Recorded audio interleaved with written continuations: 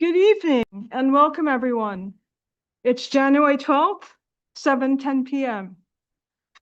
All trustees are present with Lucy representing Los Altos High. Please join us in the Pledge of Allegiance.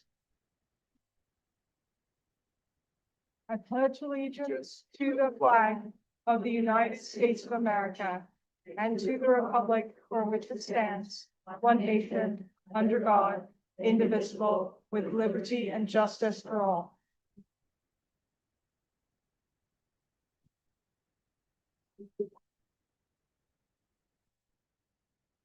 Okay, so next we move on to approval of the meeting agenda. Does anyone want to move up the recognitions up? I think that's a good idea. Okay, so moved by Catherine to move, it would be 8.1 to, I guess, before 7.0. I second. Okay, so moved by Catherine, seconded by Alex. All in favor? Aye. Okay, that's 5-0. So otherwise, I move that we approve the agenda, the rest of the agenda as stated.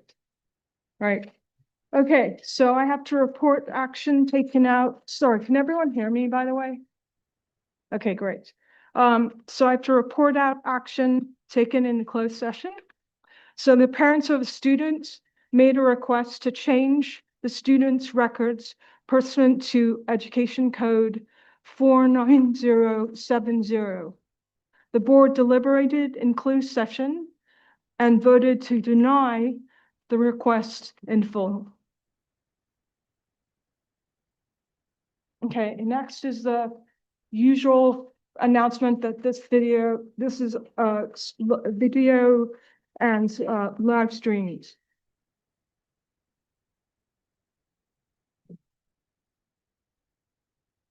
So now we'll move on to recognition. So we're going to recognize the athletics team, Fall 2025 CCS champions. I believe we have our athletics directors. Would you like to introduce yourselves and come on up and tell us about your championships?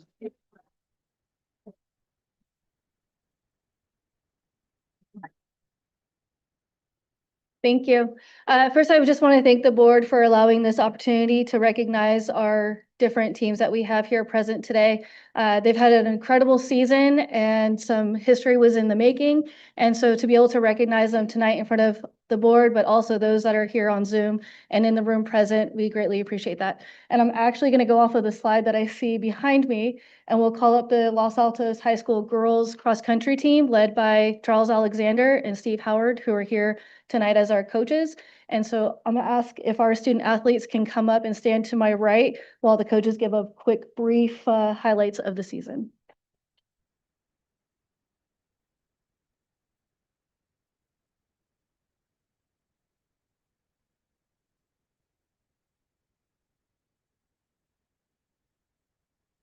Thank you for recognizing the Los Altos cross-country teams.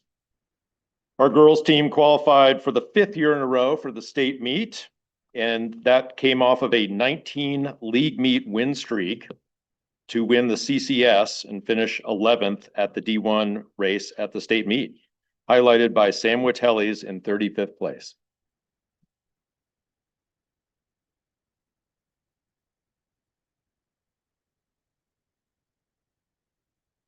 And I'd also like to recognize our sole boy who competed at the state meet, Taryn Davies.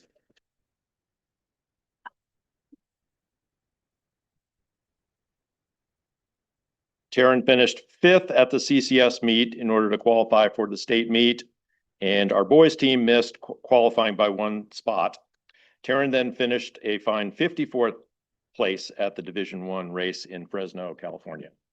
Thank you. Well done.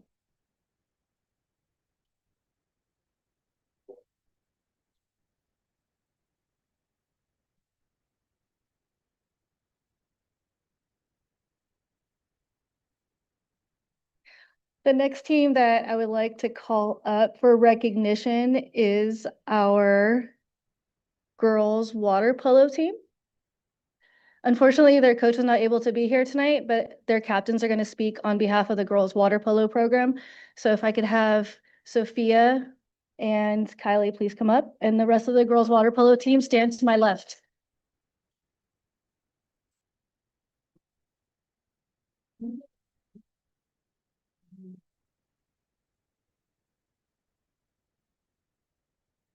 Okay, so we wanted to come here and say some of the important things of the season, and one of the best moments of our high school season, which we went pretty far this year, was beating Palo Alto High School. And that was, I don't know why, but they're always our rivals, which it sounds like it should be Mountain View, but we were very competitive with Palo Alto High School, and that got us to be co-champions of our Scaval League. And then later we went to CCS and placed first in Division 1, right? And then a week later, we went to states and we sadly lost by 3 against Merced. But this is the farthest girls water polo has gone in a few years. So it's really nice that we all got the opportunity to go far and represent Los Altos.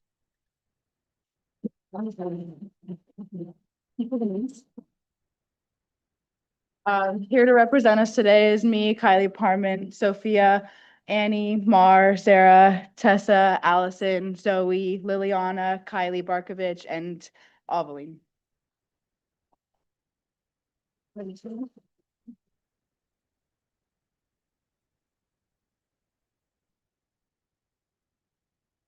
And then the last team that we would like to recognize is our girls tennis team led by Coach Hong Nguyen and Steve Affelberg, and their captains are here as well, Bella and Carissa Lai.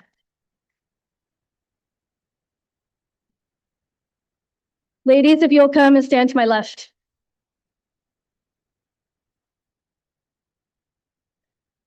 Steve, you should be here with me. Yeah, thanks. I couldn't be more proud. Like I said, I remember I stood in front of you guys last year, on the other building and said that we came that close to a state. Just knowing that's how hard it is just to make to where we were. So to achieve this year, I can't tell you how proud I am of these girls, because not to say that we're not going to achieve this again, but I'm not sure when it's going to happen again. Like you said, in tennis, there's only one division. So basically you play against the best of the best. And for us to win the state, that means we are the best high school team in the whole state of California. Sometimes I just couldn't imagine that happened. So I can believe that I'm part of this history. Thanks to Michelle, the athletic director in the school that's been with us for all these years, and to our perseverance, all these girls that played with us for 4 years. So I couldn't be more proud. Like Stu called us state champion forever. We're gonna be forever champ. And I think they started this by 4 years ago, and SoCal have won the first two. And then this is the first year that a Northern California team has won the state championship, and it happened to be Los Altos High. And I couldn't be more proud. So I want to introduce every single one member, because they're probably the team that make history. They probably go down to one of the best teams that we ever have. So starting around there, Lucy Lai. Sophia Stavrakos. Ava Randall. Pallavi Manapati. One of our captain, Carissa Lai. Carolyn Lai. Ruhi Bhaskar. I'm over right now. Jolie Liu. Daniela Lee. One of our captain, Bella Mariona, which is she's gonna take her talent to Wake Forest next year in Division 1 to be so I'm so she's gonna follow us. And then we have Lindsay Lai. And last but not least, Maddie Herbie. And I couldn't believe it. Like I said, we couldn't achieve this without my assistant coach too, Steve Appleberg. He also coached our JV team, but when his season's done, he basically run our program too with me. So can be more proud. So thank you for recognizing our achievement, and I hope I'm not sure how far we're gonna get next year, but hope we get back here again. So thank you.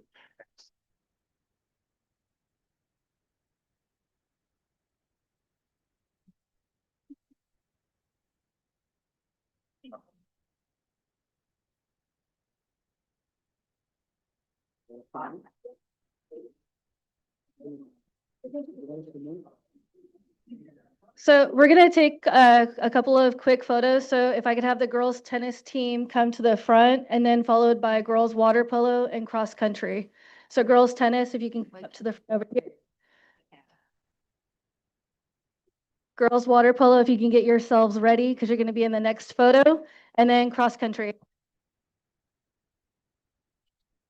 You do, yeah, you do.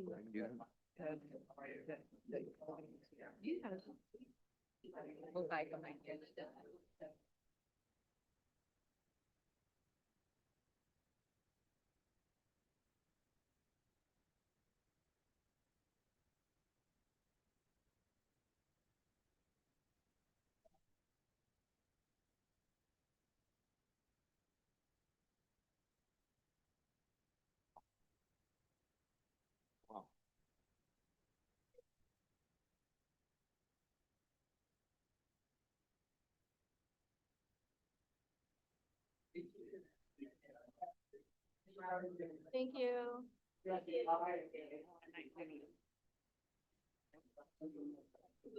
You gotta scoot in, 2 rows, 2 rows. Yeah, scoot it.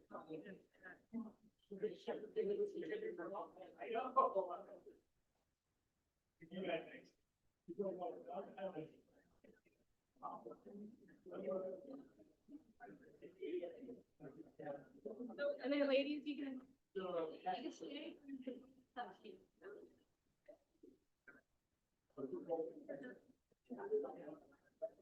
No.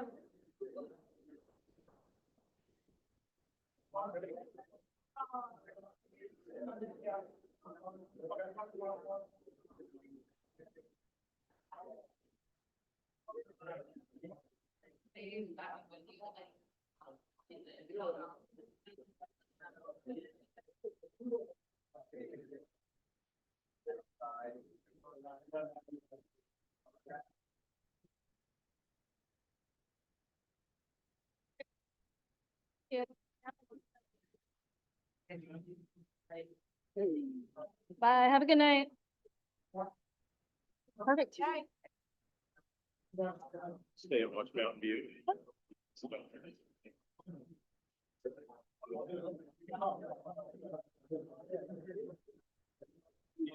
You're all in here.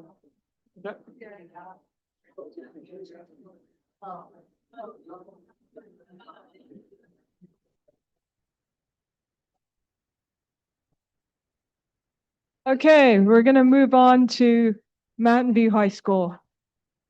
So Tim, I'll pass the mic over to Tim Lugo, the athletic director of Mountain View, to introduce his teams. Hi, everyone. Thanks for having us once again. I was joking around, Michelle, like I'm going to introduce my one team up here, but I said, this is so hard just to get a team to this type of event. And I know we come here regularly, but I hope you understand how difficult it is for a school to win a section championship.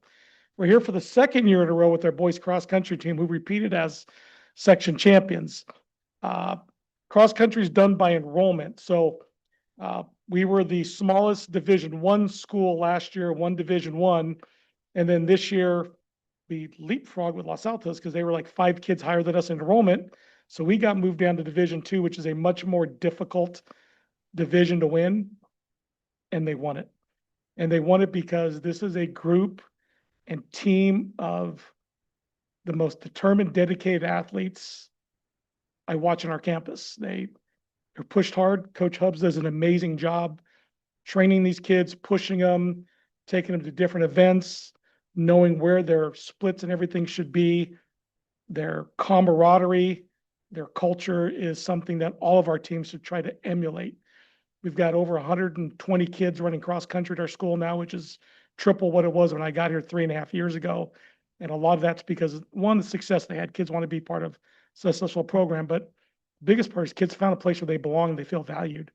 And that's all under the leadership of our head coach, Jonathan Hubbs, who I want to introduce, say a few words about his team.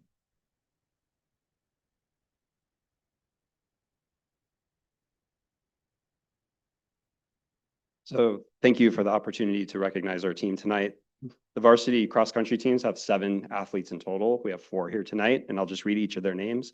Dean Carangella, Ryan Chen, Elon Gerber, Devin Coppola, Easton Smith, Liam Tassa, and Mac Zhang.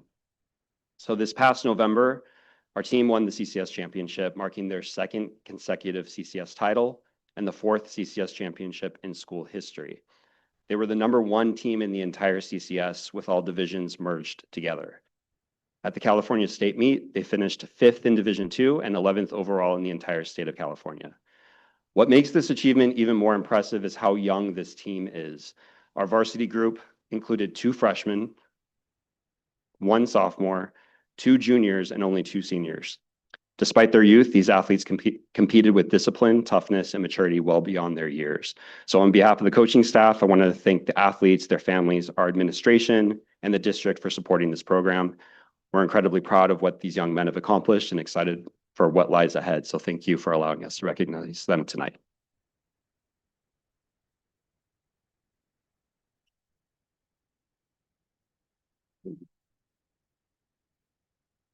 Pictures.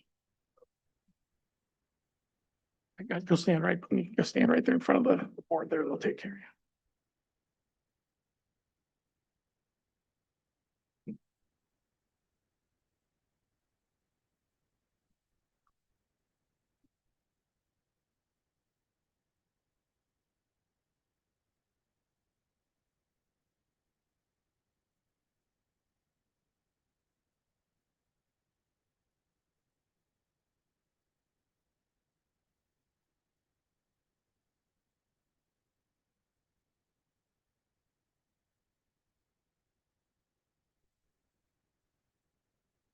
To the board again, thank you for having us here and recognizing these amazing young athletes. Thank you.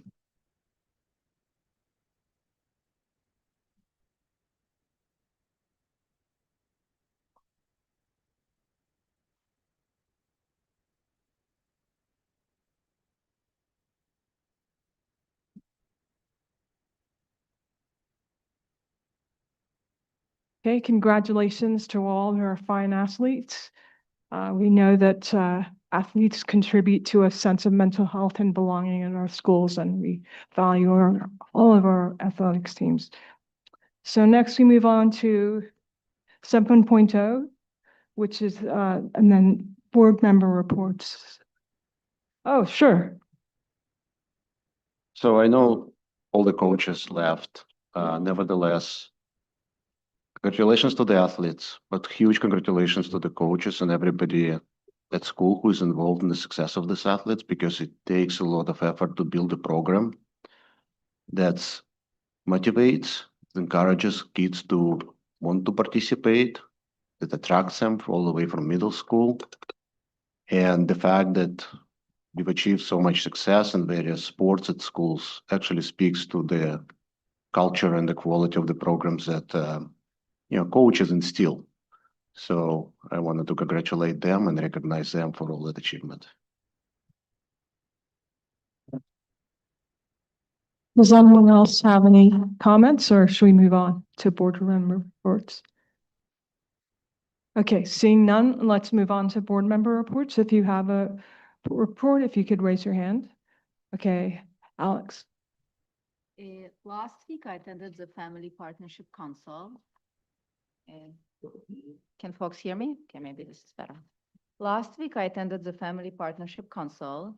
As always, a really big thank you to the staff and administration for the thoughtful presentations and overall sort of running that particular council program. There was quite a thoughtful LCAP presentation and facilitation of group discussions that took place. And it was very clear that all the council participants really appreciated the clarity, the transparency, and the opportunity to engage in small groups and discuss sort of like what's going well and what we could improve and incorporate into next year's LCAP. It was really encouraging to see broad acknowledgement of the district's strengths for us to continue to build on strong teaching and programs, expanding pathways, including AVID and CTE and A through G access, the support we provide for freshmen, and continued focus on well-being and belonging, including things like sports. And the council also raised several important considerations in terms of planning for next year's LCAP, things like persistent subgroup gaps, the need for ongoing inclusive practices, and really much greater coherence around how rigor is defined and measured. There was a clear emphasis and ask for stronger use of subgroup data, benchmarking, and SMART goals as part of the LCAPs that are also tied to resources, with the goal of really protecting rigor, raising the floor, and supporting subgroup students without any unintended impact on other groups. It was great to be part of this, and I really look forward to see our 2026 LCAP incorporating these inputs. That's it. Thank you, Alex. Catherine? Okay, it's the new year, and I did not have any meetings in my assignments last week, so I'm going to wax poetic for just a moment. By the way, we just got a California news from the CSBA, California School Boards Association, and we get these monthly and some other literature, but one of them recently that inspired me, and I hope it inspires you all for the new year. It says, "Let us stand united in a divided world, rebuilding systems that ensure opportunity and success for generations to come." As Maya Angelou wrote in a beautiful poem, which happens to be painted on a wall of a high school in California. So may I quote, "Now, if you listen closely, I will tell you what I know. Storm clouds are gathering. The wind is going to blow. The race of man is suffering, and I can hear the moan. Because nobody but nobody can make it out here alone." So let us, the board, the teachers, the parents, passionately and unwaveringly keep to our purpose of showing all students that they count and educating them in our school district. Thank you. Thank you, Catherine. I just have a brief update. I, along with Catherine, went to the MVLA holiday luncheon. It's a fun way to relax the staff before the holidays and hear amazing singing from Jill Denny, who's out in the audience, as fine singers. People bring gifts, which you can steal, and they weren't afraid to steal from me, which is a good thing. And I hope everyone had a relaxing winter break. I hope you come back here refreshed and recharged. And I'm looking forward to working with everyone in my role as board president. And now we move on to student board member reports. And since Lucy is here, you get to go first and last. So Lucy from Los Altos High. Good evening, everyone. We have just completed the first week of the semester, and it's been a smooth and productive start. Students are settling back into their classes and adjusting well to their schedules. Course selections for the next year have officially opened, and the students have begun meeting one-on-one with their counselors to review and confirm their academic plans. These meetings are an important step in helping students feel supported and confident as they plan for the upcoming school year. Our associated student body has also been very busy. ASB is currently planning several major events, including a diversity week and the accompanying rally, the Valentine's Day Fair, and our winter formal, which will have a Midnight in Manhattan theme. These events continue to foster school spirit and build community on campus.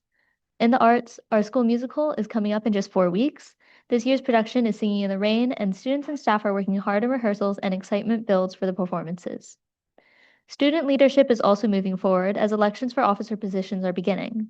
Candidates picked up their election packets today, and there will be a mandatory meeting this Wednesday during lunch to review expectations and guidelines. Finally, we're looking ahead to welcoming future students with an 8th grade open house scheduled for next week for incoming freshmen. Thank you for your time and your continued support of our school community. Does anyone have any questions or comments for Lucy? I just have a brief comment. Congratulations again, Lucy, on your championship. It was great to see you up there with all the other athletes. Thank you. Okay, next we'll move on to the superintendent's report.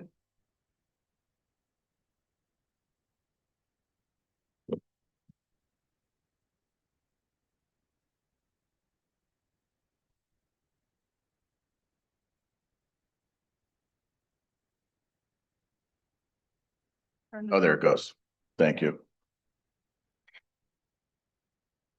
Okay, welcome back to the second semester.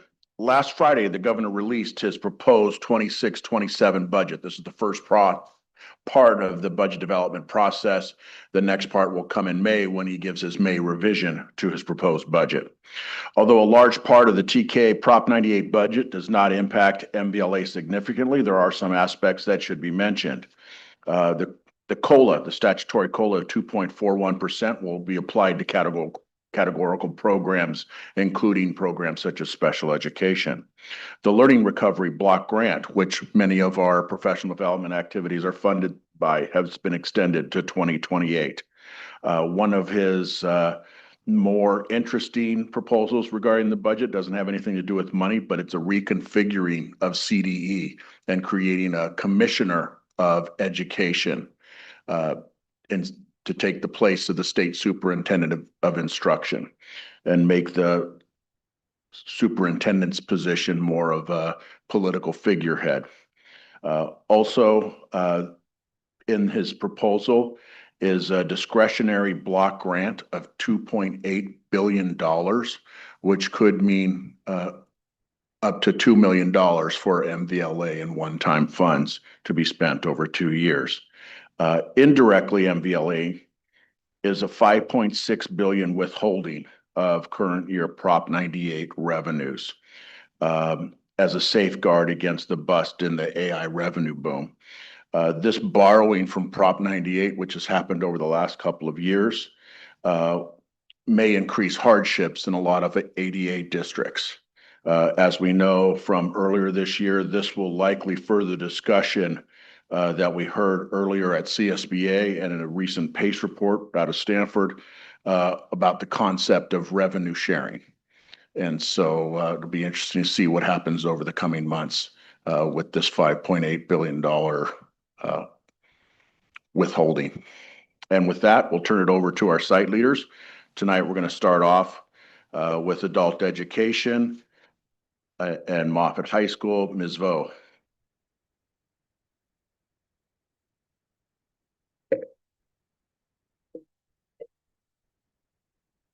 Evening and Happy New Year. So we like to start with something we're proud of. One of the things I'm most proud of in this new year is our new integrated education and training evening program. So this is a new program which starts tonight. And I've been working with a team of new instructors to create a program that prepares English language learners for future careers in the medical office setting. I'm proud to report that the new healthcare instructor selected to teach the CTE component of this class is an adult school alumni named Ashley Park. So she was a former graduate and student of Dr. Abaya Karen Gutgar.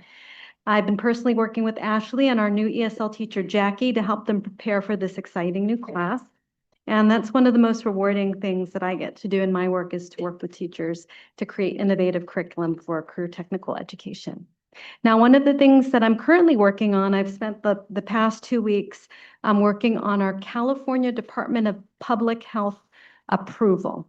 So this is something to be aware of. It's for our certified nursing assistant and home health aide programs. This is an arduous process that includes submission of signed partnership agreements, approved documentation, curriculum, and so forth. Without CDPH approval, MVLA Adult School could not issue certifications for CNA and HHA. So it is very important. It's required for them to test for the national exam and also for them to obtain their state license. Without CDPH approval, we would not be eligible for the ETPL, which is the Eligible Training and Providers List that allows workforce and government agencies to refer students to our adult ed programs and then cover the costs of those programs. So it's a very important component of our school. And then in looking for the future, all the efforts I spoke of prepares our school to further improve and expand our accelerated integration and training programs, which is very big right now. These IET programs are designed to launch students into entry-level careers in the healthcare field. Due to the uncertainty of federal funding over the next 2 years. I mentioned last time that we are applying for the new ETPP grant, which can award up to $2 million for innovative projects involving employment and training pathways programs, ETPP, leading to high-quality careers. So I am exploring expanding the night, evening medical assistant to phlebotomy and potentially also vocational nursing. I have just learned that our application was accepted for review and hopefully we'll receive some good news. Thank you.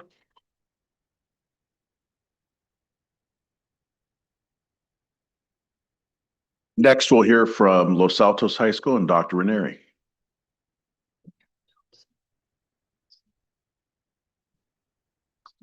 Good evening, board. Good evening, Superintendent Volta. Wanted to share a school highlight with you. We are proud to share with you all that our school was named to the Gold Status 2025 AP School Honor Roll. The AP School Honor Roll recognizes schools whose AP programs are delivering results and broadening participation for students. Schools can earn the honor roll recognition annually based on criteria that reflect a commitment to increasing their school's college-going culture, providing opportunities for students to earn college credit, and maximizing college readiness. Los Altos High offers 25 distinct AP classes with 45 teachers instructing the 144 AP classes in our schedule. The AP Honor Roll offers 4 levels of distinction: bronze, silver, gold, and platinum. Los Altos High had 76% of seniors take at least one AP exam during high school, qualifying our school for gold status in 2025. In terms of community engagement, we are looking forward to our 8th grade open house coming up next week. It's always a privilege to share what Los Altos offers students and to meet our new Eagles. For teaching and learning, our teachers hosted an elective fair at lunch last week to share information with students who are preparing to sign up for classes for next year. And it seriously was enough to make anyone want to enroll in our classes, as well as the opportunities we have in MVLA through middle college and freestyle. Our teachers shared tangibles like photos and other class assessment examples with students about the work they do in class, which included samples like handmade guitars from our CTE product manufacturing, cookies, and performances from our choir students, and Q&A from current students in our leadership classes. Okay. Perfect. And joy that our teachers have for the classes they teach. Students are able to explore at Los Altos. Thanks. Finally, in terms of student success and well-being, our wellness team is hosting a wellness workshop on yoga and mindfulness this Wednesday during ACT to teach students the benefits of mindfulness and to provide an opportunity for students to participate in yoga movement and stretches. We also have therapy dogs coming to our campus Friday at lunch. And we hope that both of these opportunities help students see that while we achieve recognition as a school for success, such as the AP Gold School Honor Roll, we also take time to and help organize for students ways to balance academic achievement with their social and emotional well-being. Thank you.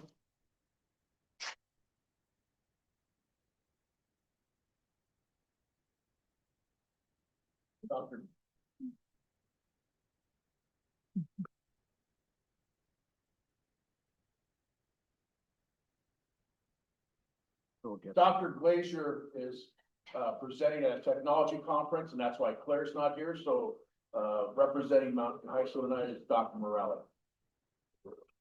Thank you. Happy New Year. Good evening, everyone. Superintendent Volta and distinguished board members. I'm honored to attend tonight's meeting and share updates from Mountain View High School on Dr. Glazier's behalf. Our students, staff, and community have been active inside and outside of the classroom, and I'm excited to share a few highlights. As always, there are exciting things transpiring in the classroom and beyond related to teaching and learning.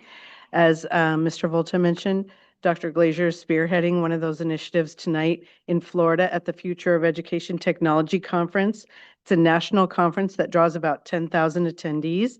Our students are presenting to educators, discussing AI in education in multiple workshops.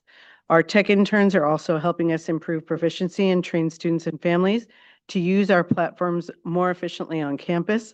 And students will be assisting new families this week as we onboard Aries for our incoming ninth graders for course selection. Last week, the library hosted all of our ninth grade English classes, which is about 550 freshmen, to provide a student copy of Everything We Never Had by National Book Award nominated author Randy Rebay.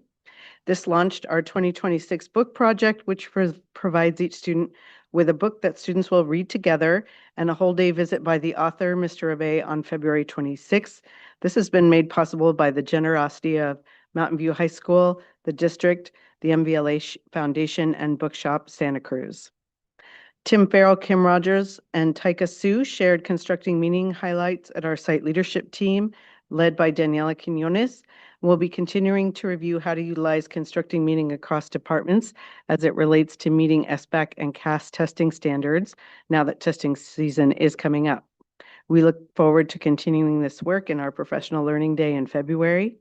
And our advisory week starts this Friday, January 16th, and we'll be hosting events through the next week, January 23rd, to help all students make the best choices for their courses for next year. And we'll be visiting as a district with middle schools in February. Mountain View High School also qualified for the Gold School AP Honor Roll for 24-25. Congratulations to all our staff and students for all their hard work. We also have a variety of events and initiatives related to our strong culture and community that have taken place recently, including, as was mentioned earlier, PTSA provided an amazing holiday lunch to send us off to the break this year that we're truly grateful for. Our ambassadors welcomed our new students starting this semester to a rainy day picnic early last week to help them get to campus and make good connections as they're starting new here at Mountain View High School. The Mountain View Science Olympiad team had 3 teams compete at the Boyceville Invitational Competition, and 3 teams placed in 2nd, 9th, and 21st place out of 300 teams. We want to recognize Jyoti Reed and our TEDx student leadership team who put on an incredible event last Friday. Students and adult guests found unique ways to address this year's theme beyond the mask, and students spoke in front of a live audience, and their presentations are available in recorded form if you missed the event. Finally, ASB is working on preparing for our winter ball at the end of this month, which will be held in our auxiliary gym on campus. We had it off campus in recent years, and we're trying something new this year in an effort to create a more accessible and inclusive event for all students. Thank you very much.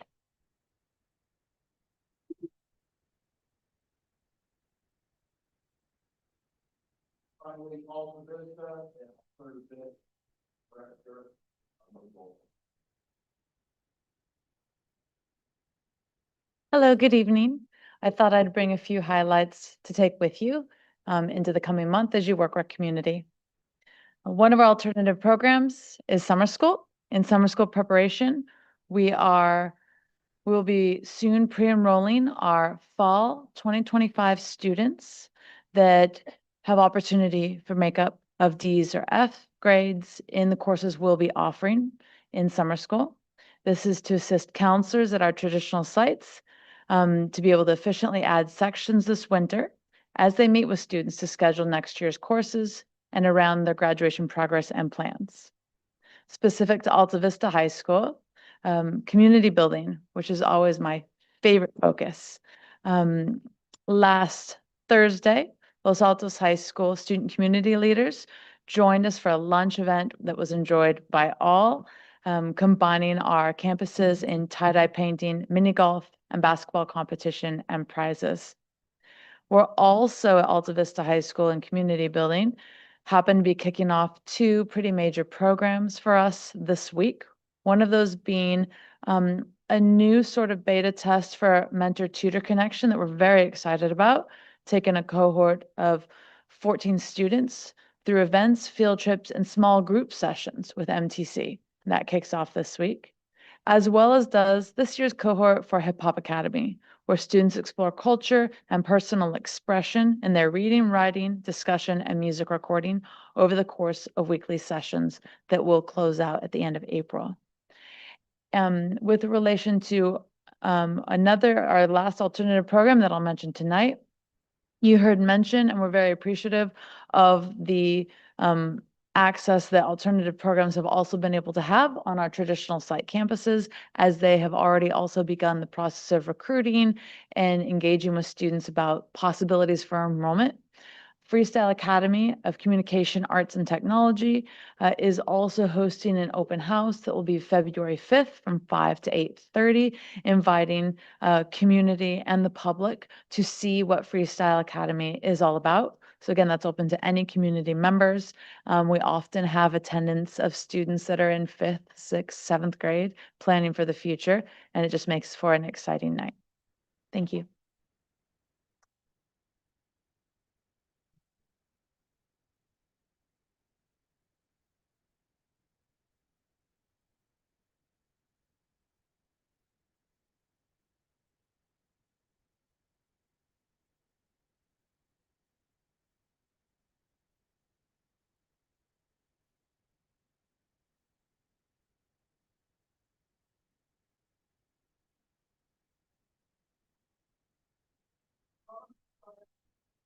Very simple. Oh, okay, great. Now everyone can hear. Okay, so next we move on to our district organizations. Have an opportunity to speak, and I see Dave Campbell from DTA.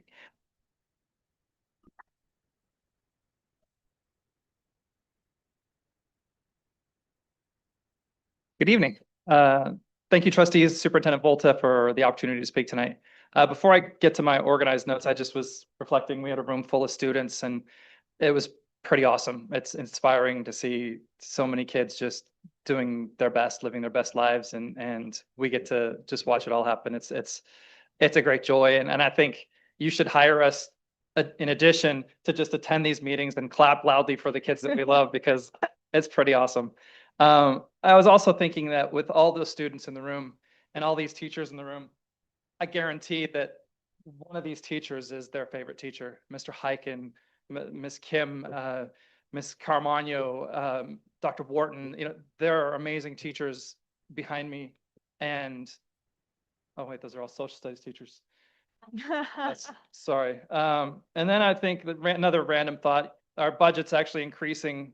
Our $100 million budget is actually increasing from last year to this next year. And we can't find money to support keeping teachers. Sorry, these are just hard things for me to crack. So I'll go to my organized statements. I'd like to take a few minutes to clearly describe the process that has taken place regarding the Social Studies Department's course proposal, and to share our perspective on why we believe it merits the board's future consideration during the trustees meeting on January 26th. In November, the trustees asked for an elective to offer an alternative for the second semester of the freshman year.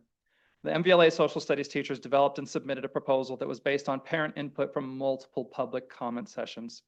Since the course was a tweak to an existing course, the teachers asked me to present it to the trustees during the December 15th board meeting. After my presentation, the district informed us that this type of change required a formal course request. We appreciated that clarification and understood the importance of following established procedures when considering adjustments to academic programming. Our goal throughout the process has been to work collaboratively, transparently, and in alignment with district protocols. So in response to that guidance, we prepared a formal course request. This was during finals week and required several teachers burning both ends of the candle.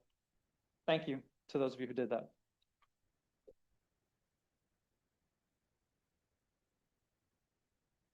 The deadline was pronounced to be December 19th to get it on the board agenda for January 12th, today. We beat that deadline, submitting it on December 18th at 11:45 a.m. We were told by the district office in an email the next day that the proposals seemed comprehensive and that the plan was to have them up for consideration during tonight's meeting. I was also told verbally that the proposal would not follow the traditional timeline, since this was a request by the trustees. When I asked for clarification about not following the traditional timeline, I was told that meant we didn't need to submit it to the principals. This week, when the agenda came out, I had to answer a slew of texts and emails from disappointed and confused teachers because the proposal didn't get on the agenda, despite meeting the deadline. At no point did anyone from the district office reach out to the association or the department coordinators to inform us that the proposal was not going to be discussed. When I reached out via email, I was told that, quote, "Cabinet could not discuss the proposal until after agenda submissions for this meeting were due. The board may talk about it in open session under 12.1, but cannot take any action," end quote. As a result, the proposal is not here at the board this evening. I want to express concern about the timing and its impact. At this moment, course offerings are being presented to incoming freshmen and their families. In fact, Dr. Ranieri and Dr. Morelli already spoke about the same exact thing. Our students are being told what courses they should take. On January 22nd, we're hosting 8th grade parent night at our comprehensive sites. Because our proposed course sequence is not yet under consideration, the options shared will not reflect the range of opportunities that could potentially be available to students. We believe this is important because course selection is a significant moment for students and families. It shapes academic pathways and expectations at the very start of a student's high school experience. Our concern is simply that students are seeing an incomplete picture of possible offerings if it is not a concern with process or intent. We would also like to emphasize that the proposal itself was developed carefully and thoughtfully. It reflects a detailed course sequence designed to enhance student opportunity and align with the district's broader educational goals. We see it as a positive opportunity for future MVLA students and one that warrants formal discussion and consideration because it is a return to the pathway that many of our MVLA parents studied when they came through our system. Our proposal is a return to what has made us one of the top districts in the nation, proposed by some of the top teachers in the nation.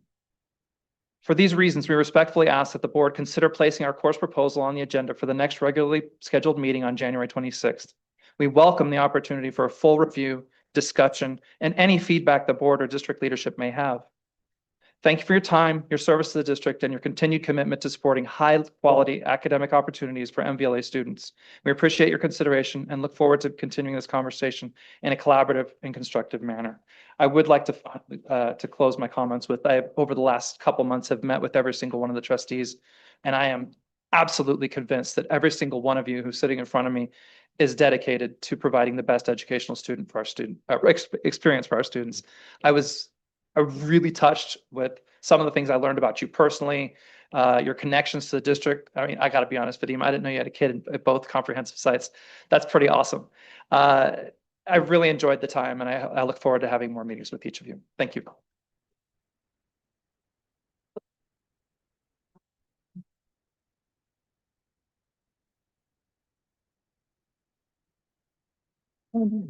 Okay. So next we move on to public comments on items not on the agenda. To move things along, I'm going to read one name and then the second name, and the second name should be ready to be at the podium after the first person speaks. So the first person is Kevin Hyken. And after that is Brooklyn and Hinckley. Good evening, everyone. Kind of following up with what Dave Campbell said, on December 18th, Social Studies, MVLA Social Studies submitted a proposal to the district for consideration. That proposal divides our existing world history class into two one-semester world history classes, one semester to be taken freshman year, paired with ethnic studies, one semester to be taken sophomore year. This approach is explicitly acknowledged as valid in the A through G requirements for the state of California. It's also an approach that's done by some of our most comparable schools, Gunn High School in Palo Alto High School, Hillsdale High School. So MVLA would not be distinguished or strange for doing this approach. And I'm here tonight to provide a little bit more information to the board on just what this would look like, to talk a little bit about World History 1, which would be taken freshman year. The course is aligned with the California History Social Science Framework, the State World History Framework. The course would be focused on building common core social studies skills, including the close reading skills, analytical skills, writing, research skills that allow our schools to be acknowledged as gold medal AP schools or whatever the specific award was that both principals were talking about just a minute ago. There's ample opportunity in both courses or in the course for practice with academic language instruction, aligning us with constructing meaning and other core district goals. Content-wise, World History 1 traces developments from the late 19th century up through the beginning or up through World War II. Unit 1 would cover the years approximately 1800 to 1914. Global transformations. This would particularly focus on industrialization, nationalism, imperialism, how these things transformed economies, societies, and power.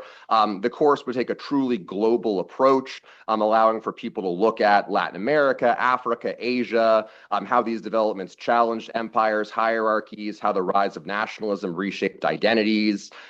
Strong emphasis on using primary and secondary sources to examine how diverse groups experienced, resisted, adapted to global change. This would really include a robust focus on the rise of anti-Semitism in the 19th century through talking about pogroms, the Dreyfus Affair, the emergence of Jewish national movements in response. Unit 2 would cover the years from 1914 to 1930, analyzing how World War I reshaped global societies, once again maintaining that global focus on Latin America, Asia, Africa, the Middle East, understanding the extent to which women, colonial subjects, marginalized groups experienced new hardships and new roles. We would be assessing the global impact of the Russian Revolution, evaluating post-World War I nationalist movements across the world in Asia, Africa, the Middle East, including the strengthening of Jewish nationalism through things like the Balfour Declaration, among other things, analyzing propaganda through a wartime lens, all very relevant things that I think our students would benefit from learning about in an aligned, consistent environment, and all aligned with our most recent state frameworks. So thank you very much for your time.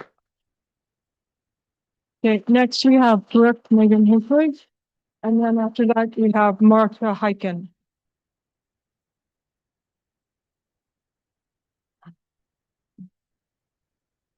We're good? Go, Okay, yes. Sweet. Okay. So just to build on what Kevin was just talking about for the units that we would be covering in this semester, right? Following ethnic studies, again, I would echo everything that he's saying. The skills, the content, this is material that would absolutely help every single freshman be successful should they choose to take an AP class or set them up right for their sophomore year in whatever class they end up taking. Unit 3 would just immediately follow right after the end of World War I, right, and the 1920s, starting with the more authoritarian movements that would be developing in the 1930s. This would, again, have global focus, Europe, Asia, Latin America, with an emphasis in taking a look at the fascist and communist governments that took advantage of some of that instability and economic challenges. Once again, we would return to exploring the roots of anti-Semitism and how some leaders exploited that.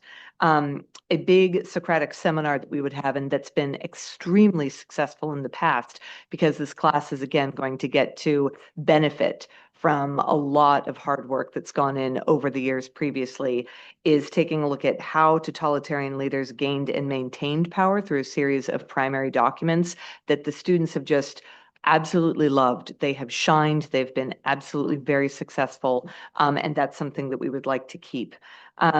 So we would continue with this into the next unit. That unit would cover topics 10.6 through 10.8. But unit 4 would then dovetail with World War II. So we would be taking a look specifically at the outbreak of World War II, at the tensions that went into this. Again, taking a look at global contributions from Latin America, right, from Africa, the use of colonial soldiers, and the participation, right, of countries like Brazil and Mexico. We would once again be exploring the roots of anti-Semitism, but this time in the deadly expression of the Holocaust, and students would create a timeline in order to be able to track those events. And then finally, taking a look at the wartime experiences and how it raises questions about human rights, justice, and citizenship. And this is the content that we heard from you, that we heard from parents, that we heard from community members, that was so valued and so important. And unless we give them this content this year, their freshman year, they're not going to get it. we want to teach this content, not as an elective, but something that every single freshman has the opportunity to learn about. Thank you for your time. Next, we have Marta Heikem. And after that, Nate Bowen. Was my name, right? Just double checking. Okay, all right. Hi, good evening. This is an overview of the first 2 units of the proposed semester-long sophomore course, World History 2. The course continues the study of global history, building directly on the foundation established in World History 1, as described by my colleagues previously. And this course maintains a global perspective as World History 1 would, and focuses on helping students analyze the causes and consequences of major transformations that shaped our modern world. Emphasis is also placed on contextualization, continuity and change over time being evaluated, as well as the careful examination of the backgrounds of sources used as students continue to develop historical thinking skills and media literacy skills. This course replaces the former semester-long contemporary world issues course. Importantly, most of the curriculum and instructional materials have already been developed and taught successfully for years within that course, allowing for continuity and instructional stability. The first portion of the course focuses on the post-World War II era.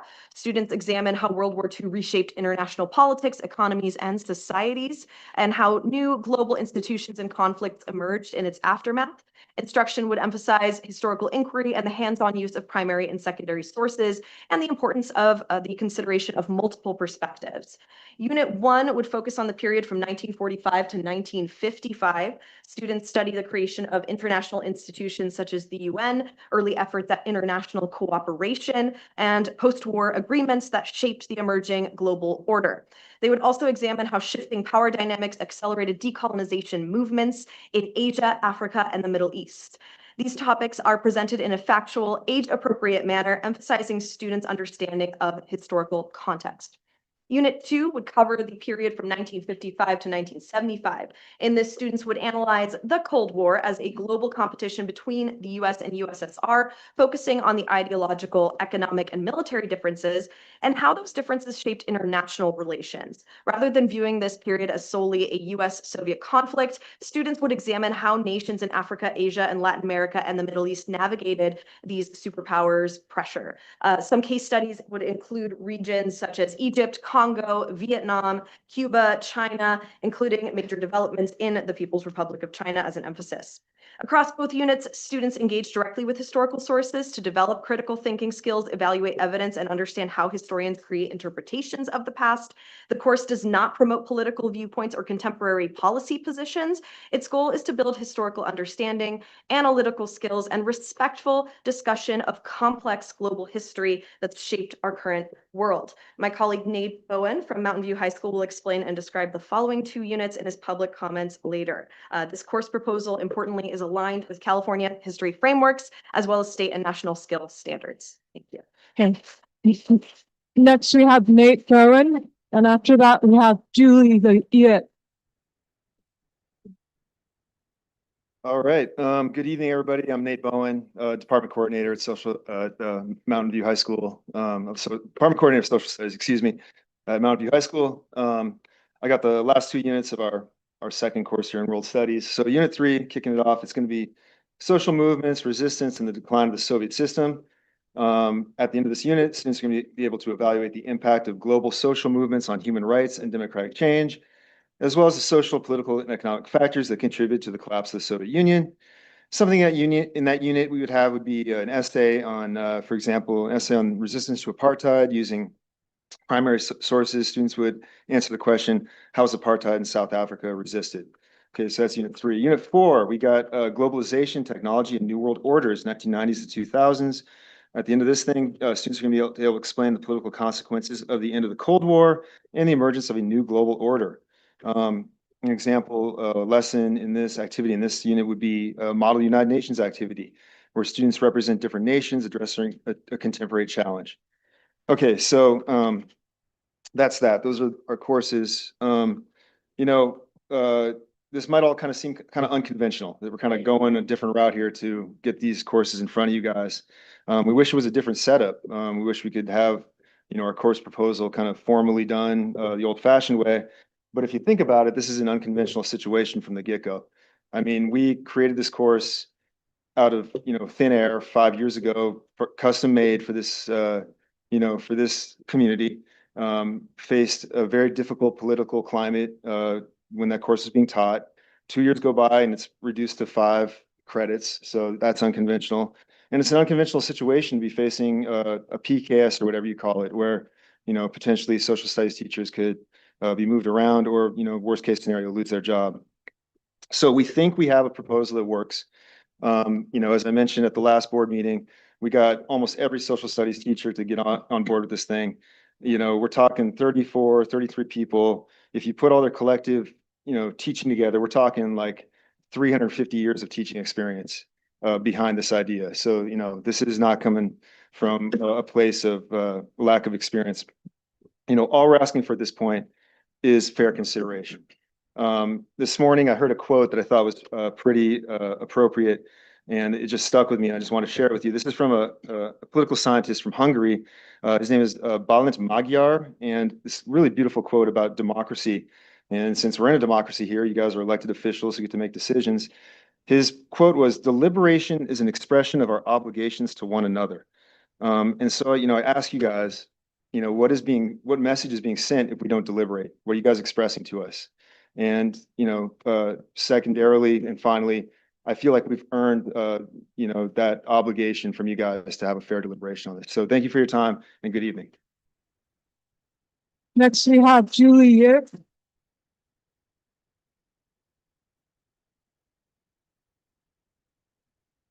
Is Julie Yip here?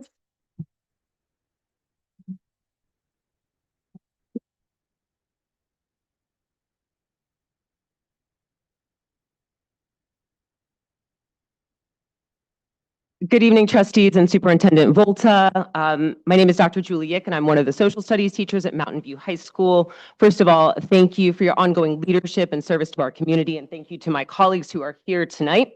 I'm here to speak tonight in support of our social studies proposal that was presented at the last meeting by our District Teachers Association and described tonight. This proposal will provide a solid year of 9th grade social studies instruction and a heterogeneous experience for all freshmen, and protect highly qualified teachers' jobs. As the board considers this proposal and how to move forward, I think it's important to reflect at how we arrived at this moment. When the board voted 3-2 to eliminate a semester of ethnic studies, it caused many negative impacts. This includes staffing instability and the possibility of laying off more social studies teachers, students missing out on valuable instruction and academic skill development, and fewer opportunities for our students of color and other represented students to see themselves represented and valued in the curriculum. As the board deliberated on the future of ethnic studies, they did so with limited information about classroom instruction and minimal teacher input. It is extremely disappointing that not all of the school board members visited any of the ethnic studies classes at either school. Also, over the last 2.5 years, the board did not ask or allow the teachers to present about the class and our implementation of ethnic studies. The teachers offered to present and share our input. We were excited to do so with the board to talk about strengths and areas for growth and partnership. And unfortunately, teachers' perspectives were ignored. As a teacher who's worked in this district for 13 years, the lack of interest and professional respect is extremely disappointing. However, I'd like to thank Dr. Ortiz for visiting many of our classes at both schools. The social studies teachers and many of our colleagues have worked diligently over years to develop and teach this important and engaging course, and I'm proud of our collective work and grateful for my colleagues and the many contributions and their commitment to teaching. It is my sincere hope that moving forward, the board and our district leadership will engage in meaningful dialogue with the teachers when making decisions, as our professional input and judgment should be valued. Now that we are at this juncture, the board has another opportunity to listen and seriously consider teachers' input.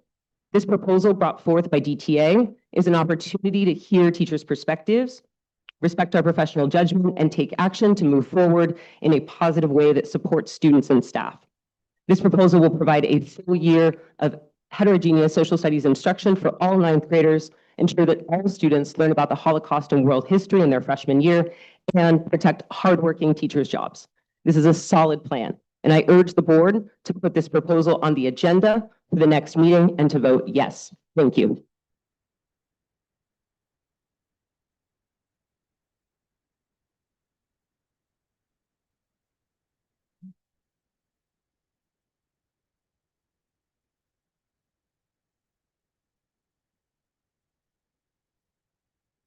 Okay, next we move on to the consolidated agenda. Does anyone have any questions or comments before we consider a motion? So, or does anyone have any items they wish to pull? I have a comment.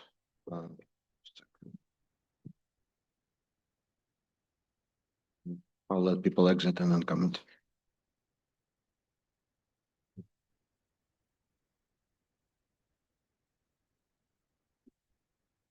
We're just waiting for people to leave.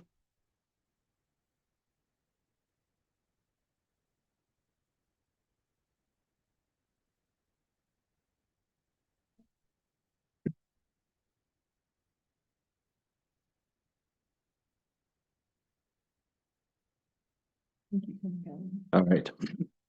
Sorry. What?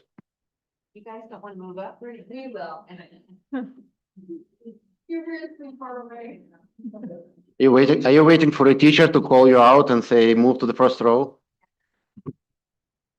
All right.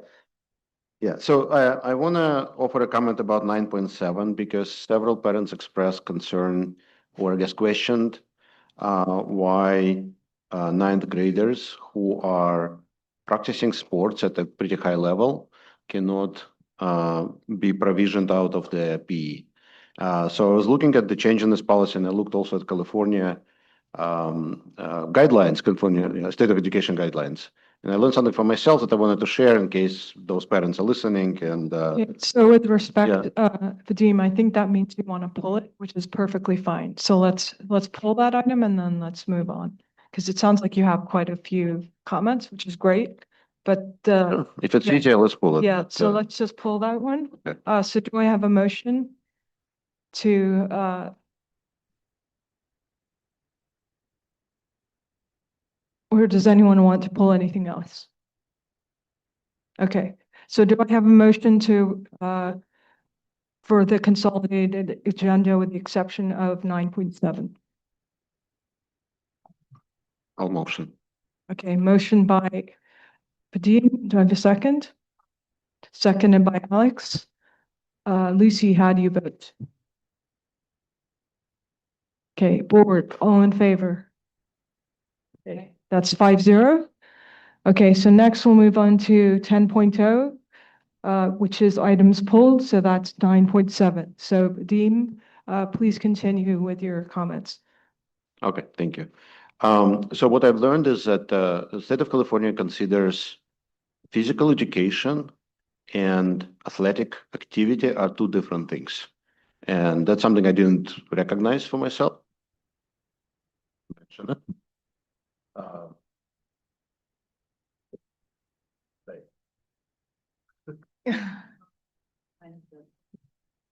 Hello, do you want mine? Oh, this one's going. Okay, thank you. And so it basically talks about physical education as being a lot more than just academic activity. And that's important to recognize for why the state recommends not to allow an opportunity for student athletes to withdraw from PE, especially in ninth grade. So just wanted to offer that. Agree or disagree, that's the state policy, which I realize the logic of. So this change in policy that the board is considering, I'm in favor of. It's basically making us compliant with the state recommendation. And that's all that I wanted to offer. Thank you. Okay. All right, does anyone have any other questions or comments about 9 points? Well, it's now 10.7, but 9.7 before we have a motion? I move that we approve 9.7. Okay. I second. Okay, so moved by Catherine, seconded by Alex. Lucy, how do you vote? I approve. Okay, board, all in favor? Aye. Okay, that's 5-0.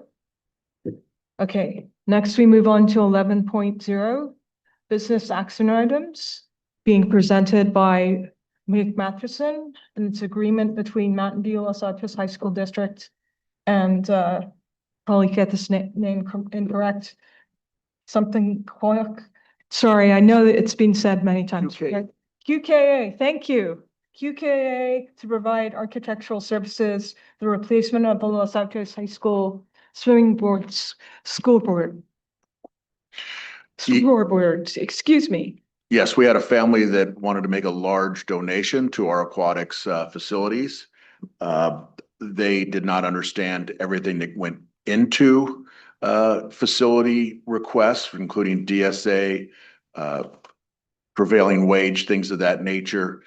In working with the family, we said that we would take it to our architect and pay for design review of the scoreboard. Anything you stick in the ground and put up above someone's head has to go through DSA. So this is our commitment to improve the facility along with a family's commitment to us. Recommendation is to approve. Okay, does anyone have any questions or comments before we consider an emotion? I do. Okay, Catherine? I think it's wonderful that someone would have such a nice, large donation. And I'm glad that we explained to them that it's a little bit more involved than just doing it. I know that with construction in general and facilities, it's flabbergasting, you know, at home, you want to just change something and you just do. Sometimes you're supposed to get a permit or not, but I think this is a good compromise and a nice thing for us to do to spend a minimal amount on the architecture so it can follow the rules, and then we can have this nice gift from the people that are donating. Okay, thank you, Catherine. So I move that we approve it. Okay. I just had a quick question, which is the money coming from the bond? No, it's coming from another facilities account. As of right now, we're not taking out a bond. Okay, thank you. Can we have a second? From Do we have a second? I second. Okay, so moved by Catherine, seconded by Alex. Lucy, how do you vote? I approve. Okay, board, all in favor? Aye. Okay, so next we move to board operations. We have 12.1, board suggestions for future board reports / meetings. The team. This is teamwork. Yeah, so as you know, I was concerned about the policy 6144, which, to remind everyone, this is a controversial issue policy that we adopted at, I think, second to last meeting. I would like to ask the board to authorize Superintendent Volta and I to meet with the legal counsel, whose recommendation, I believe, as stands, is insufficient to properly protect the board. And I would like to have a conversation with them. Another option is for the whole board to meet with the council, but if the board is fine with just me and Eric doing this, then I believe I need permission from the board. And then we can update the board. And what was your concern about it at this point? Right. The concern was that when Vadim brought this request to me, I told him that normally we'd all hear from the attorney, but if it was okay by this body for just the two of us to meet and get information directly from the attorney, that was perfectly fine. But I wanted to make sure that the board understood one board member was getting information that the others weren't from an attorney. But then it'll be passed on to us at some point? Yeah, well, we can in a give you a report or report, but you would be available to ask the questions of the attorney. Right. I'm supportive. I'm okay with it. Do we vote on it? How do? If the consensus is that we're okay with it, then that's fine. We don't have to, Yeah. this is not an action. It doesn't cost us money. If the consensus of the board is that it's okay for the two of us to meet, that's fine. So does it cost the district money? It will in terms of hours of the attorney. So how much, we need to be transparent to the public, how much approximately will that cost? I am not sure of this associate's hourly rate. It would be approximately $350 an hour. Okay, so it'd probably be $350. Okay, so, my other question is, what is your purpose, or what is your purpose in this? Do you want to have another vote on this topic? What is the purpose of meeting with the attorney? So what I learned is that the change in the policy was to address CD recommendation to strengthen district policy in response to the event that was organized by a student group. The change was recommended by the attorneys, and as a clients of the attorneys, the board is a client. If you were to replay that same event and how the event has happened, per my knowledge, this new change in policy does absolutely nothing to address the event. So it would have gone exactly the same way that it did. So in terms of money, I don't understand why the attorneys, what they've recommended. We accepted it as a recommendation from attorneys without questioning it. I'm not an attorney, but I do know, and Eric has agreed with me, that if the same sequence of events happened today with the current policy in place, it would have gone exactly the same way. And that's just not the right, that's not my expectation. So if anything, we should either begin a better understanding or we should ask for money back because the policy needs to be stronger than that. And I would like to question the attorney's recommendation. Okay, so if I understand you correctly, you question the attorney's determination in the creation of the policy. So you want to have a conversation with the attorney about that. So I guess my question to the rest of the board is, to me, this is meaningful if we take action on, right? If we meet with an attorney, it should be related to an action. So I guess the first question is, are you willing to reconsider your vote? So that's the first question. And then second of all, I think if one of us meets with the attorney, right, we work as one board, right? So we should meet with the attorney in closed session if that's what we wish to do. So it's sort of a two-part question that I have for you, because that's the process. Okay, Catherine? I feel it's fine to do some preliminary work with, Vadim had the most specific questions to work with the attorney and Eric. And I'm a software engineer. Things can always be changed if they're not right. Or if we want to enhance them or iteratively refine them. That's my favorite phrase. So if something does come of it that the attorney would say, sure, I get it. Maybe we should strengthen this language right here, whatever. There's no harm in bringing it back to the board. Okay, so, sorry, go ahead, Kath. Go ahead, Alex. Oh, sorry, Esme, I'm so sorry.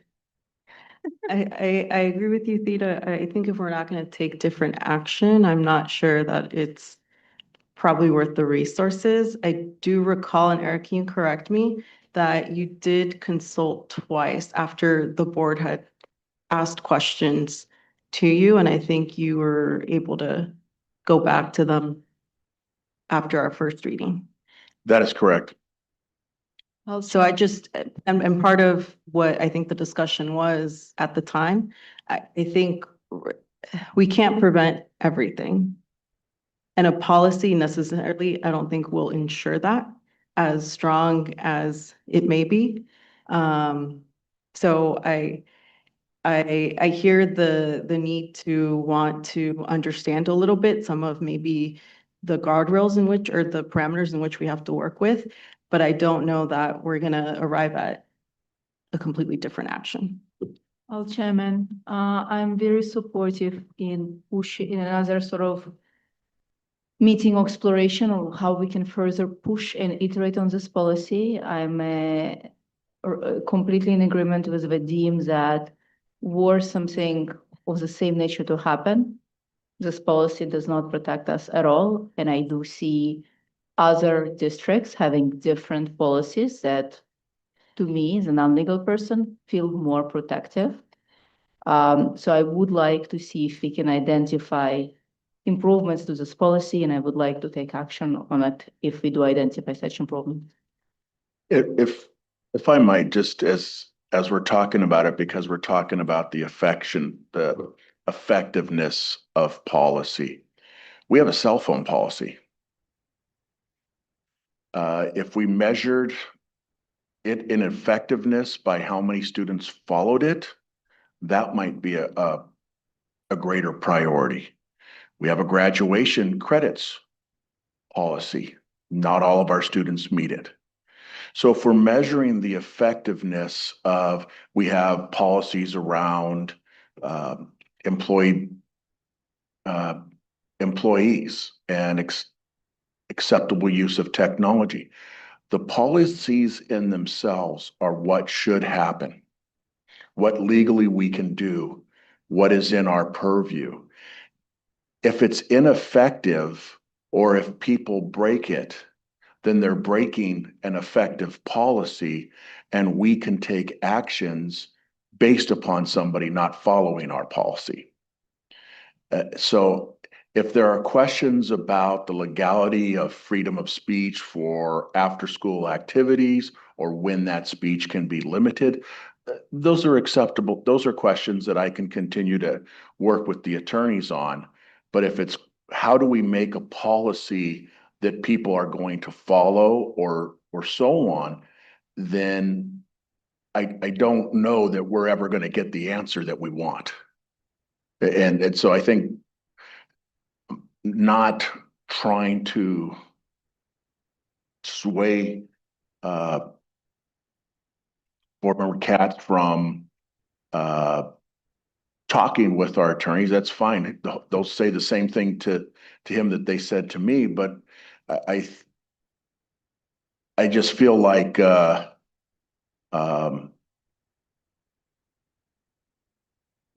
focusing on policies, that's how do we make it so people follow them is a challenge. Okay. So I think what I've heard, unless anyone has changed what they have said, is I've heard from 3 board members, which is a majority. And, we are expending money, so I think we do need to hear from a majority of the board, that they would like to have the attorney, in closed session. So I think that's, we have to go with what the majority of the board, wishes to do. So that's what we'll do.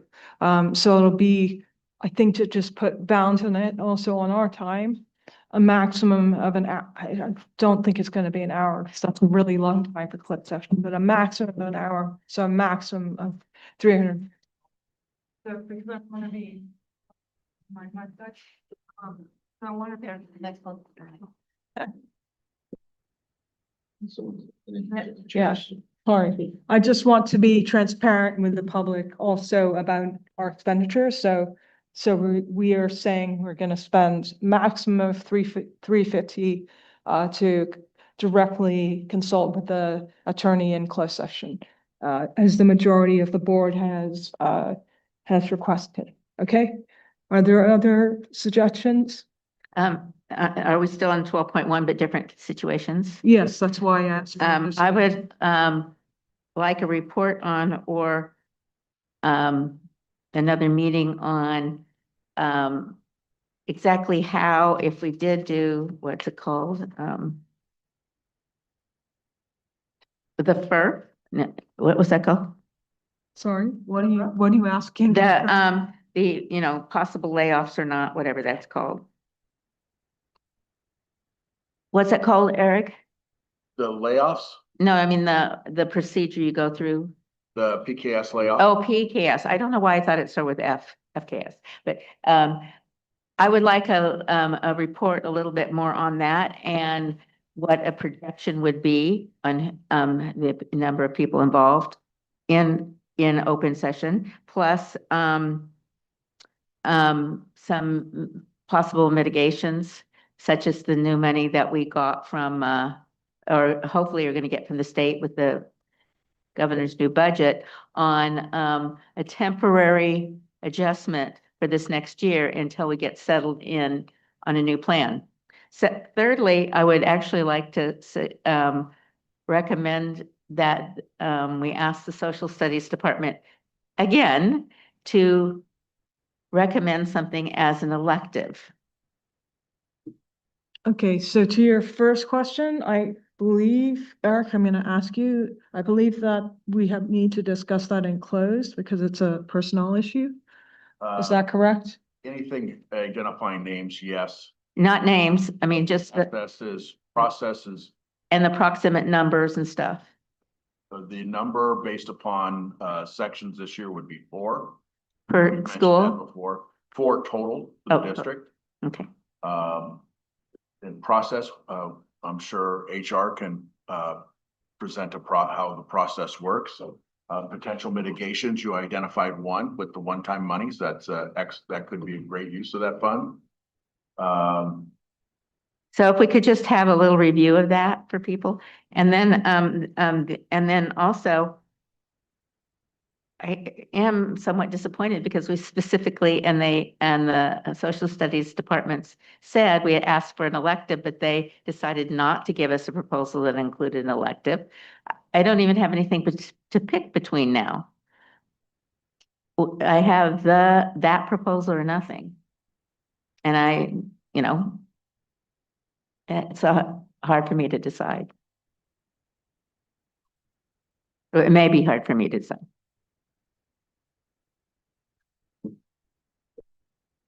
Okay, so just to confirm, you're asking for the PTS process And also for, as much as we can discuss in open session. yeah, and then Okay. also, if the social studies department is willing to bring us an elective choice.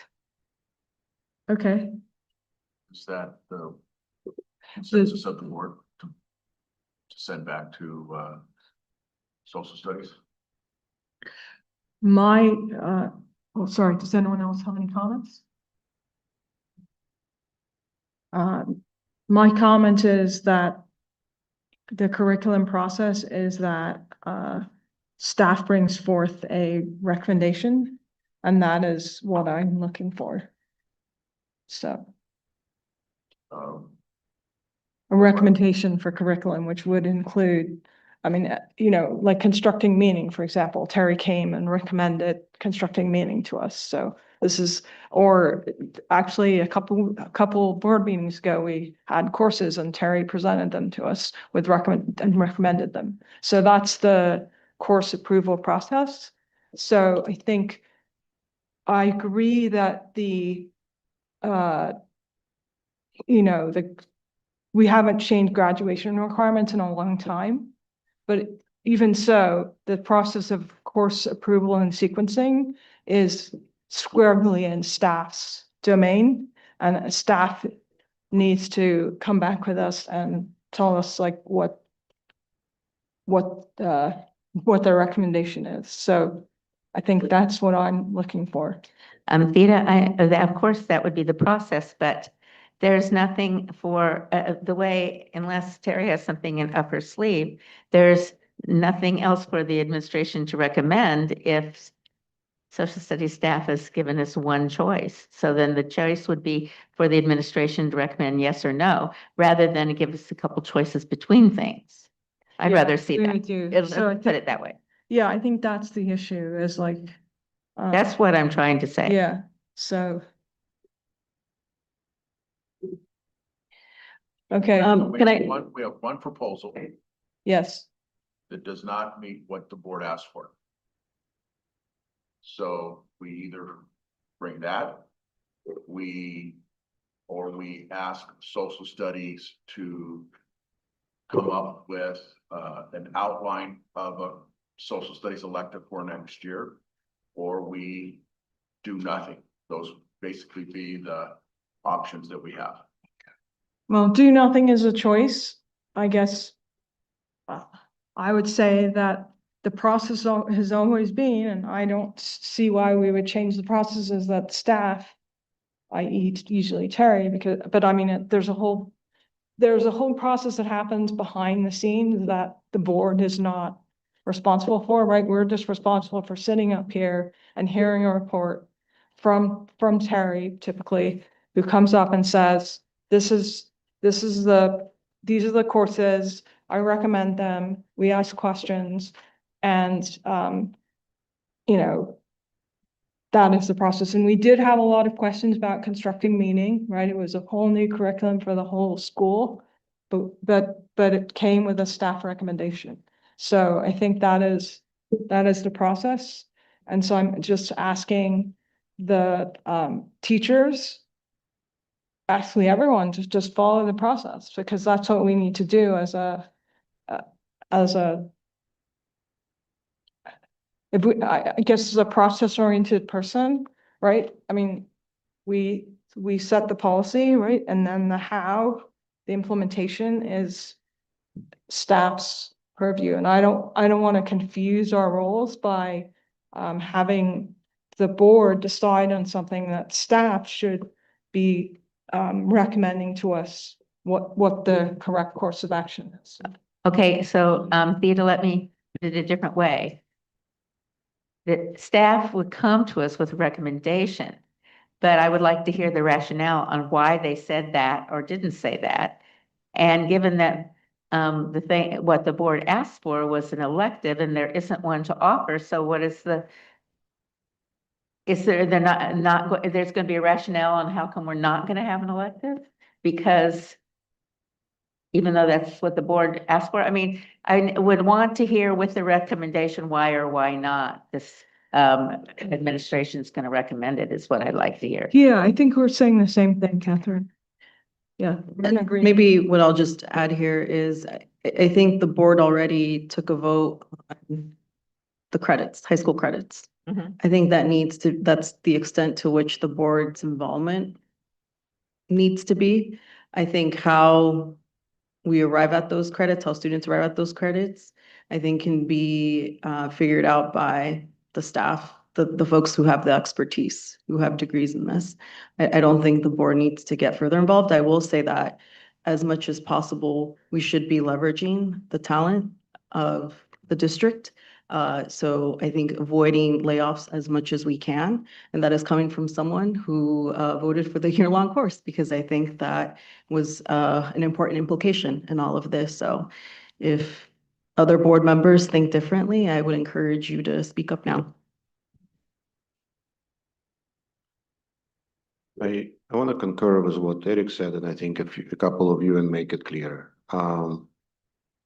We are looking forward for a proposal from the teachers and follow the right process, but it cannot go against the board policy. The board voted and established a policy to make an elective course in 9th grade to accompany a required ethnic studies course. It makes no sense to me to consider a required course because it immediately goes against the board's vote. Okay, we can't be in that position. So I think that's a summary of what we are saying to the teachers who were very passionate for several meetings in a row to advocate for the course, but that course is not compliant with the board's vote. Agree or disagree, you need to respect the board's vote, and we are looking forward for recommendation from the teachers if there is still time, and I understand that next board meeting is the last board meeting that we can consider changes to the curriculum. But like we said from the beginning, offer us elective options that will support students' growth and will be exciting for the students to take, and we'll be very happy to consider and do what the board is expected to do. Can I paraphrase kind of what I'm hearing? Yeah. What I'm hearing is that the board fully welcome course proposals that are elective in nature from the social studies department for freshman year. The board is also asking the superintendent to work very hard to figure out ways to mitigate the staffing issues that came along with the change in graduation requirements. Is that what the board is saying? I would say that I'm in agreement with that. I really would like, in fact, I said that initially, and I'm going to say it more strongly. I agree with Esme that I think we need to work with staff to figure out, how to mitigate the impacts of this decision. So, because I think Yeah, well, I said I in think open, it does affect student outcomes when teachers are this, I mean, clearly there's a lot of strong feelings about this. And I think it's impacting our students. And I think I would like to see the temperature lowered a great deal. So if we can move up the process, and I hope that we can come to some sort of agreement. I hope that would allow for a more measured approach that's focused on student outcomes, because that's why we're all here. And I see and hear the teachers' dedication and passion for students. And I also hear a lot of feelings about potential layoffs. And I think settling that issue may lead to a more measured a response that actually matches what we're looking for as a board, which is an elective. But I don't know. I haven't heard from. I heard from Esme. I didn't hear from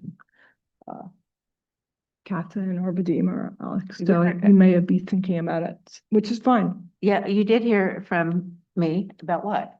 Or didn't? About the layoffs. What about it? I mean, you don't I have to asked say anything. him for some more information on that, and I said, when I made my vote at the meeting back whenever it was, that I was hoping that we would come up with a mitigating plan so that we didn't lay anyone off. And Okay. that I thought I think time will tell that if we do something or nothing, even for next year, then, and figure out a way to place 4 teachers for next year if they're all the same teachers or not. Then we will have more time I mean, I'd be willing to do that too, have more time to deal with this whole other issue. Okay. That would be another solution, is just put off a new course proposal or that whole idea for another till next year. Do the schedule, figure out a way with extra money or whatever, and the different loading of how many students are in a class and stuff, to handle things for this next year and see how it plays out and see if we can all come to some other conclusions next year. In my personal opinion, that's what I'd rather us do. But you know. Okay, so I heard from Catherine that she wants to put off, but I didn't hear from the majority of the board that they want to put off the course. What I heard from the majority of the board, you please correct me if I'm wrong. What I heard from the majority of the board is that they would like to hear of electives, which is what Eric said. And I heard from the majority, but I didn't hear from everyone, but they would like to some way to mitigate the effects of this decision with, I don't know exactly we don't know exactly what that's going to look like, but that's what I heard from the majority of the board. You can correct me, but that's what I heard from at least 3 members. I agreed to that to the start. I'm just saying, maybe we could do Yeah. half of that for now and put off the rest. Not that it doesn't have to be done. I heard that from you, but I didn't hear that from anyone Nobody else. else was asking Yeah. yet. Well, Yeah, Okay, yeah, it's go been a ahead. while. I'm in agreement with Eric's summary. okay, great. A lot has been said, so I will not repeat it. The way that I'd like for us to think about is we, as one of the leaders, I guess, in the system, need to create opportunities while executing in our function. And that's the best way to think about it. The opportunities that our students expect from us and the community expects from us. Maybe a different opportunity than what so far has been offered, And I expect the teachers to adjust to that. That's what happens in the industry, that happens all over the place. Otherwise, we will never be able to change. Nevertheless, we continue to offer the same number of graduation credits. We need the same teaching capacity as we had before. It's just a slight change in what we think is important for our students to receive. And opportunity is one of those things. So the only thing that I understand as board member we can do is solicit proposals that are compliant with the board policy. And that's what we've been saying over and over. And hopefully those proposals will provide more opportunities for the teachers to teach. Again, it could be different things, and like health teachers have already expressed desire to mentor other teachers in teaching health, if this is what students decide to do. We have new requirement coming up next year about personal finance. It's a part of social studies department as well. How that can be handled is not up to me as a board member. It's up to the administration, the teachers, but give us a proposal. There are things that you can do. Just don't propose things that are going against our vote. Okay, thank you. Sorry, I should have had people raise hands because it did get a little messy in there. I apologize for that. Esme. I'll raise my hand. The only thing I just want to add is I want and I'm not speaking for the board, but as a board member, I'll just say that I'll take ownership for lack of clarity. I think we could have had some of this discussion back in December with a clear direction because as we know, students are signing up, as we heard in the superintendent report. So I think the clarity is something that I'll take ownership for, but as a board, we could have been a little bit more clear.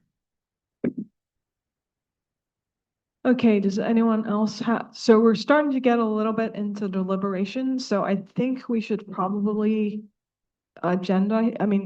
we should probably, it sounds like we already have on the agenda the PKSs, so we could talk about that specifically at that time. So I think if it's okay with everyone, I think we should probably stop at this point because we're starting to move into comments more than kind of, I will take equal responsibility for that, but I think we need to really move on to what we're doing. Yeah. I think that To Esme's point, can I just clarify where we're at right now? Where we're at is that you are not interested in bringing the proposal that was presented in December next meeting. You are interested in entertaining approval of courses, or at this point of the game, course concepts to pilot next year as an elective for freshmen, because that's what you're looking for. That's our end goal, is to give students a choice.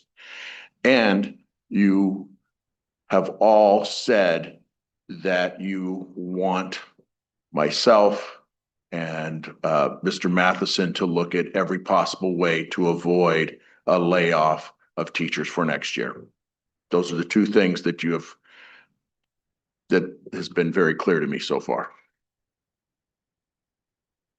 Okay, well, we should probably also discuss this in an actual agenda item since this is board suggestions. So we should probably have an agenda item where we specifically. We're not taking action. We're not taking action. So I don't know that this is for great. future. I'm just asking for, since we're not voting. Okay, that's great. All right, great. So basically Catherine's suggestion has been taken and very thoroughly clarified. and clarified. Yes, many very times thoroughly, many times. All right, great. So does anyone have any, Esme, again. Can we move on to something else? Yes, Okay. that's exactly what I was going to ask. Thank you. Go ahead. So I'd love, I miss our brick of data. Not really. No, but I would love to get an update on how our California dashboard results are. That would be great. Now that we're moving past what dominated, I think, a lot of last year's discussion. And then I think it'd also be important, and I think several board members talked about this, those who were able to go to CSBA, which was most everyone, I think, but me. But I do remember AI being a big theme at last year's conference, and it sounds like this year's conference. So I think we'll probably as a board want to discuss as a district how we're dealing with AI in the classrooms, talk about future board policies. So something along those lines. Okay, so if I understand correctly, would you like a study session or would you like to discuss an AI board policy or both? I would leave that up to the district leaders to Okay, figure out what would be great. most fruitful. Okay, all right. And may I ask Miranda? if the state is requiring us to have an AI policy? I don't know. Presentation and An AI, either study session or policy, depending on what staff thinks is appropriate. we we just recently had a progress report from our tech committee regarding our progress towards AI. And I think we could probably come up with an AI update on where we are in terms of the process, not necessarily a policy, but where we are in the process. Okay, great. And in that, will you include whether the state is going to, or does require us to have an AI policy? They probably will if they don't already. Yeah, it's not required as far as I know yet. Yet. Okay, just for me, sorry, I just need you guys to raise hands because I did miss you, Alex, so I don't want to miss anyone again. So if you can just raise your hand, then I'll make sure I get everyone. So does anyone have any other suggestions? Okay, great. All right, so next we move on to communications and correspondence. 0. Okay, great. Legislative updates. I did it in the superintendent's report. Okay. So then we have the date and time of our next meeting is January 26th at 7 p.m. It's going to be actually in the district boardroom again, not here, I believe, unless we have a big crowd again. And just to let the board know, if we find out that there's going to be a large crowd before 72 hours before we have to post the agenda, then we may move it. If we didn't move it last time because we heard of a crowd after the 72 hours, and you can't change your venue in that Brown Act time. Okay. All right. So the next item is to adjourn the meeting. Do I have a motion? So moved. Okay. Moved by Catherine. Seconded by Esme. Lucy, how do you vote?